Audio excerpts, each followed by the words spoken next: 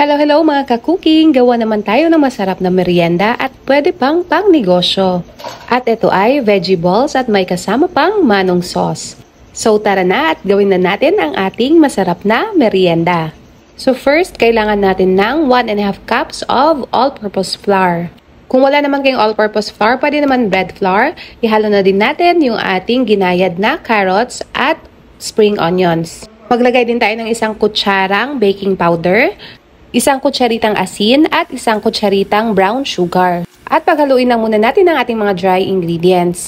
Then, tsaka natin ilagay yung isang baso ng chicken broth. Bali, tinunaw ko lang yung isang chicken cube sa isang basong mainit na tubig.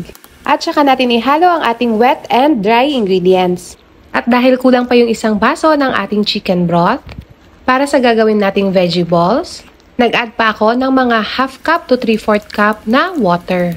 Pero magdedepende po yan sa klase ng harina na gagamitin natin. At pagka mag-a-add na tayo ng additional na water, huwag ibuhos lahat sa ating mixture.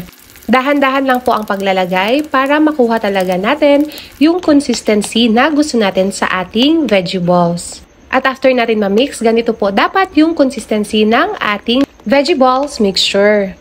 Then, i-rest lang muna natin ito for 30 minutes at gawin naman natin yung ating manong sauce. Maglagay lang tayo ng 1.5 baso ng tubig, 4 tablespoons na brown sugar, 2 tablespoons na soy sauce, 1 tablespoon na suka, 2 tablespoons na cornstarch. Paghaluin natin yung ating mixture at saka natin i-add yung ating bawang, sibuyas at sili.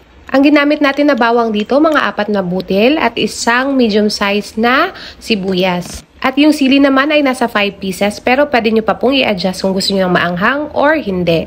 At pagka na-mix na natin lahat ng ating ingredients for manong sauce, isa lang na natin ito sa apoy. Lutuin lang natin ito using medium heat hanggang sa lumapot na yung ating sauce. At pagka ganito na yung consistency ng ating sauce, patayin na natin yung apoy at palamigin. At ngayon naman, mag-umpisa na tayong magprito ng ating mga veggie balls. Ganito na yung itsura ng ating veggie ball batter pagkatapos natin i-rest ng 30 minutes. Medyo lumapot na siya at pwede na talaga siyang iprito. Sa pagsalang naman ng ating veggie balls, depende na po sa inyo kung gaano kalaki yung gusto nyo. At pag inenegosyo nyo po, pwede nyo pong liitan yung size kasi lalaki pa yan pag naluto na natin ito sa mantika. Kasi nga po, naglagay tayo ng baking powder, yun po yung magpapaalsa sa ating mga veggie balls. Pero ang sukat na ginawa nating veggie balls ngayon ay nasa 1 teaspoon at ganito siya kalalaki.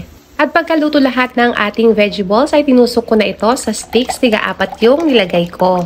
At ayan po at nakagawa tayo ng 12 sticks ng ating veggie balls. Medyo malaki pa po yung nagawa nating veggie balls so pwede niya pong i-adjust pag ininegosyo ninyo.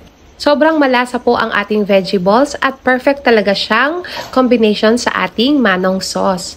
So ano pang hinihintay nyo mga ka-cooking? Gawa na din kayo! So hanggang sa susunod ulit, thank you so much for watching, enjoy, and happy cooking! Bye!